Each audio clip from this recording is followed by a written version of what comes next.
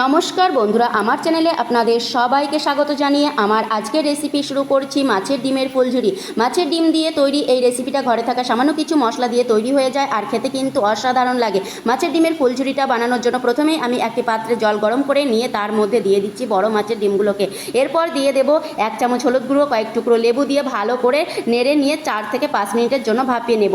এবার একটু নেড়ে দেখে নিচ্ছি আমার এটি ভাপানো হয়ে গেছে। এবার আমি একটা বাটিতে তুলে নিচ্ছি। এরপর একটা কড়াইয়ে দিয়ে দিচ্ছি 1 কাপ তেল, একটা বড় সাইজের পেঁয়াজ কুচি একটু কষিয়ে দিয়ে দিচ্ছি টমেটো কুচি, কাঁচা লঙ্কা চেরা দিয়ে ভালো করে মশলাটাকে কষিয়ে নিচ্ছি। এরপর দিয়ে দিচ্ছি ডিম সিদ্ধগুলোকে। এবার এগুলোকে ভালো করে খুন্তি দিয়ে নেড়ে নেড়ে কষাতে থাকবো। এরপর এতে দিয়ে দিচ্ছি 1 চামচ লবণ, লঙ্কা গুঁড়ো, ধনিয়া গুঁড়ো, জিরা গুঁড়ো দিয়ে আবারও ভালো করে নেড়ে নেড়ে কষিয়ে নেব।